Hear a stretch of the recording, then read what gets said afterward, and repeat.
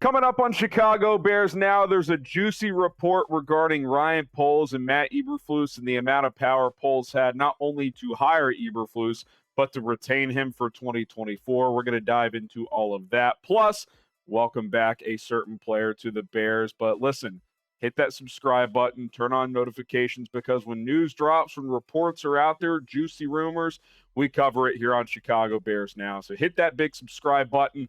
Let's get to our next milestone of 109,000 subscribers.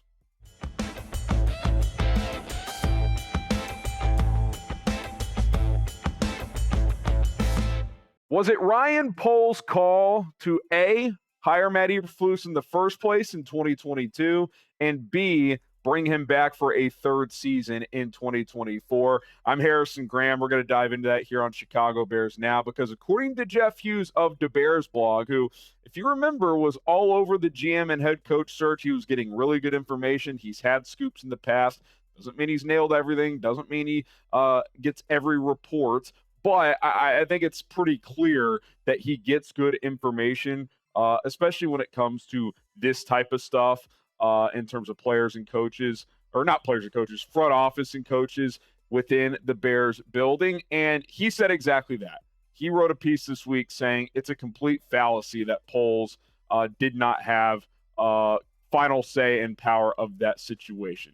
He put it point blank. Here was a direct quote on the 2022 search in an article he wrote this week. Quote, Poles met with the three candidates, Eberflus, Dan Quinn, Jim Caldwell, and was told he could open the search broadly if he so chose. So let's just go backwards real quick. Let's take a trip down memory lane and kind of remember how the 2022 search went. So they wanted to hire a GM first. It was George McCaskey, Ted Phillips. They brought in Bill Polian to consult, etc. They interviewed a bunch of GM candidates and coaching candidates. They settled on Ryan Poles, and by the time they had chosen Poles, they had narrowed it down to three head coach finalists: Matt Eberflus, Jim Caldwell, and Dan Quinn, that's who I wanted based on who they narrowed it down. And ultimately, Poles, once they hired him, he conducted interviews with all of them, and he chose to hire Matt Eberflus. Now, there's been a lot of debate, discourse. Was it just down to those three guys and Poles didn't have any extra say? Did Bill Polian point them in the Matt Eberflus direction because he had been around the Colts? Who knows? But something DaBearsBlog has consistently said and reported yet again here is that Ryan Poles had final say.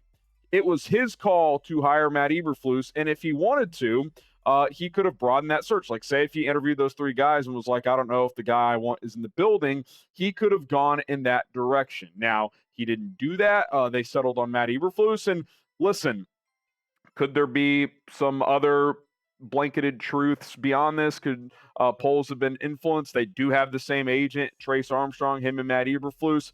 Of course, there could be little things here and there, but I tend to believe Jeff Hughes on this and take him at his word on this report.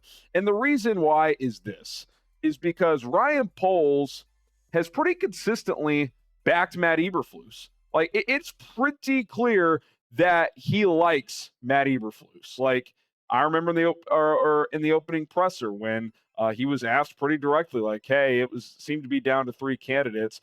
Did you consider broadening your search for another head coach? He said, I didn't need to. I found my guy right here. So, I mean, was he coached to say that? That would seem pretty odd if he was. I guess I do understand that this is an odd franchise, but I do think it's safe to say that Ryan Poles really, really likes Matt Eberflus, or at least has liked him up to this point. Is that starting to shift after they continue to lose in mind-blowingly bad ways? You would hope so, but he suffered some mind-blowingly bad losses last year, yet they brought him back this year, and the DaBearsBlog had a note on that as well in terms of keeping Flus for a third season. He, talking about Ryan Poles, liked Flus and was singularly responsible for keeping Flus after 2023. So Jeff Hughes is saying it pretty cut and dry. Ryan Poles identified Matt Eberflus among the finalists, chose not to interview other coaches, picked him in 2022. He also was the big and final voice in keeping him for a third season. How much influence did Kevin Warren have? Did he have input on that? I don't think George McCaskey, he's admitted he's not a football guy, so I don't know how much influence in terms of, hey, I think you should really keep him, or hey, I think you should fire him, he would have had. But I do think it's safe to say whether or not the Bears higher ups, ownership, wanted to pay a coach the rest of his salary after firing after 2 years on a 4 or 5 year contract, whether they would be willing to do that or not, I do think Poles had heavy influence and perhaps even final influence on keeping Matt Eberflus beyond 2 seasons, which, if you've watched this show, I said it point blank. Going to chase Jim Harbaugh seems like a no-brainer, even if you don't get him. Matt Eberflus has not proven nearly enough to be worried about having some kind of regret, like, oh, we fired him to get this guy and you didn't get that guy. Well, just pick another coach. It'd be one thing if Matt Eberflus was 9-8, 10-7, or something like that, and you're like, okay, we think he's pretty good, but we want greatness, and you whiff on greatness. It's like, no, Flus hasn't been very good, although there were improvements in year 2 compared to year 1. But there are major concerns about whether or not this guy can be a high-level head coach. Instead, they decided to go in the Flus direction and keep him, and I think that's pretty damn disappointing if that's completely true. And look, I think Bears fans, I don't want to use the phrase have turned on Ryan Poles, but I think a lot of you guys have started to question if he can be the leader of this football team from a football operation standpoint. And I think that's fair. I think it's completely valid because I said it at the time and I'll say it now. Sticking by Matt Eberflus, having this over-the-top loyalty to him when result after result continues to go the wrong way. And it's one thing to just win and lose games. Like, if you're just not talented enough. Like, I gave him a pass for year 1. They completely ripped that roster down. But in year 2, he lost 3 games where he had a greater than 90% chance of winning in the fourth quarter. And then this year, he suffered 2 excruciatingly bad losses at Washington and against Green Bay, where head coaching decisions impacted the game in a negative way.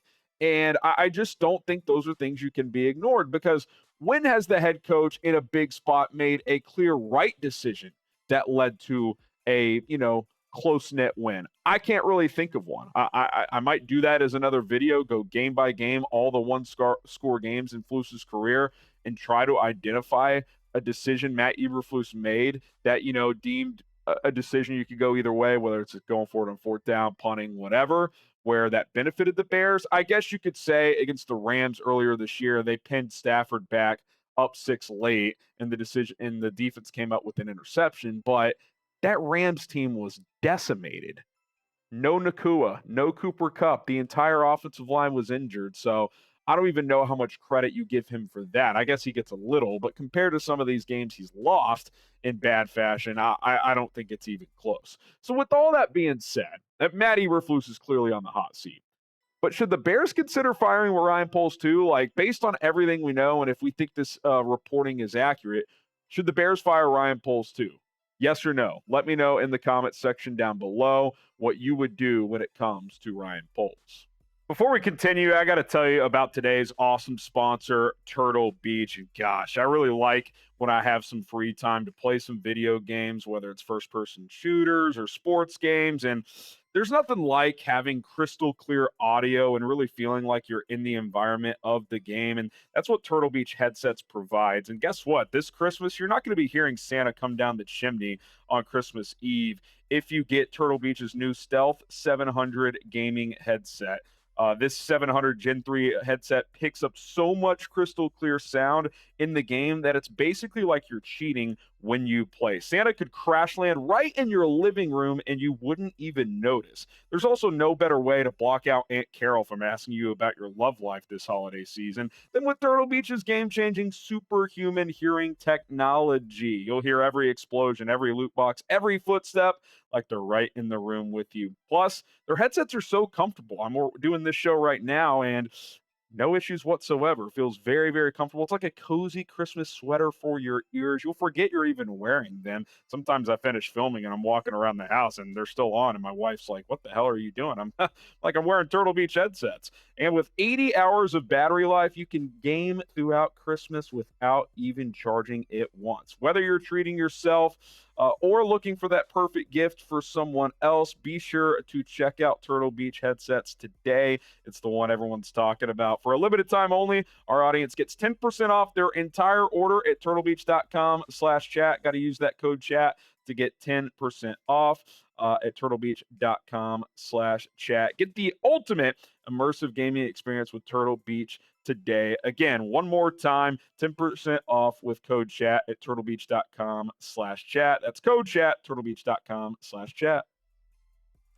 Now, it certainly sounds like Ryan Poles is going to return. I just think he will be back. I've thought that all along.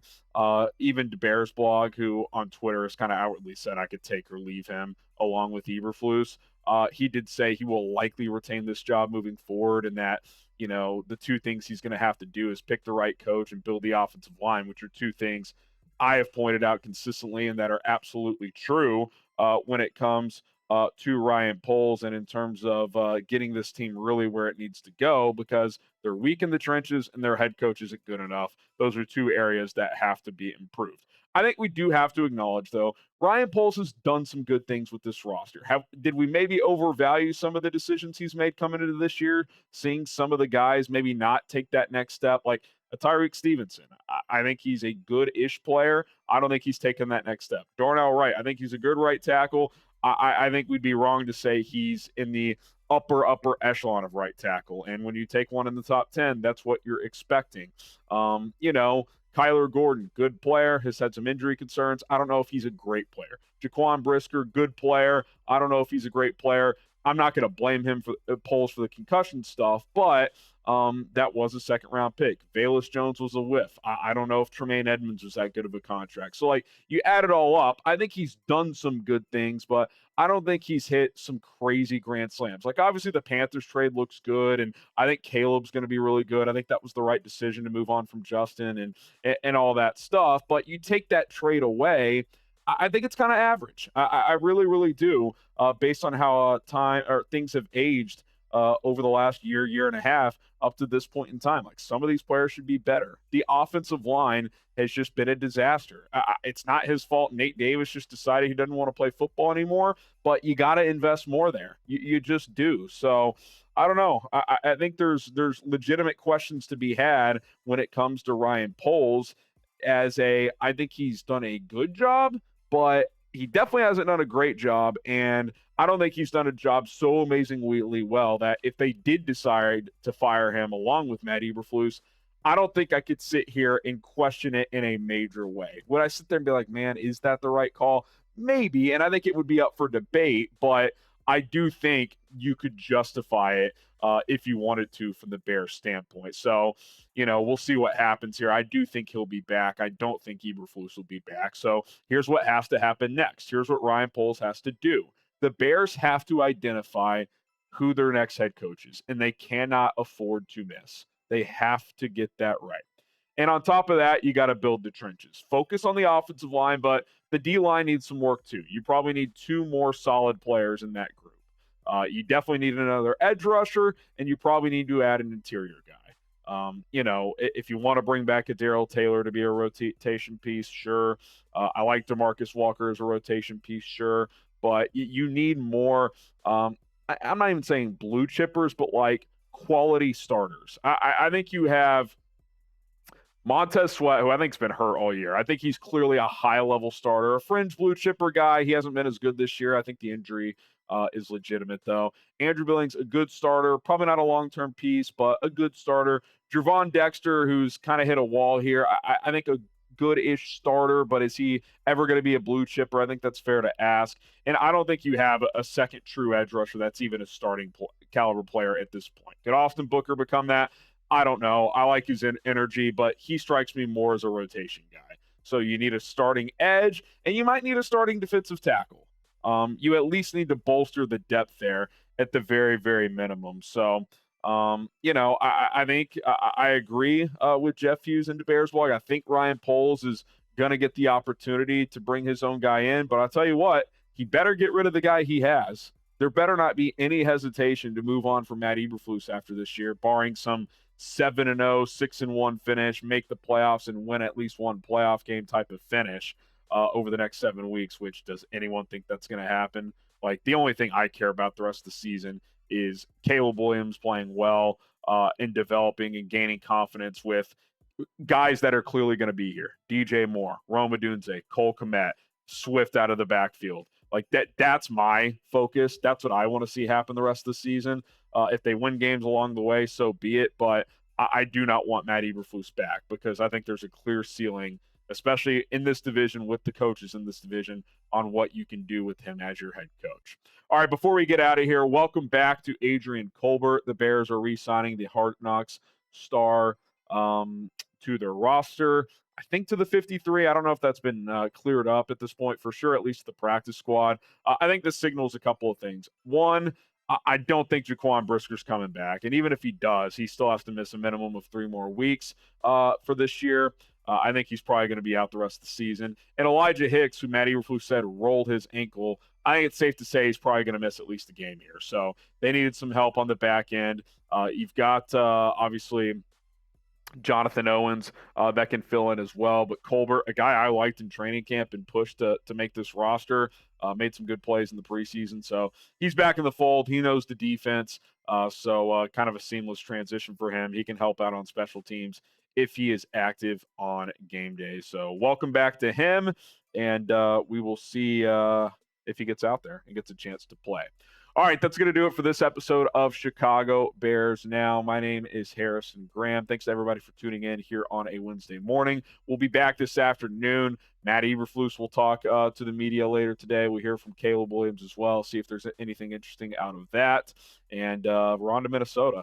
Big game against the Vikings this Sunday. Plenty of coverage between now and then. Hit that subscribe button, and we'll see you soon. Bear down.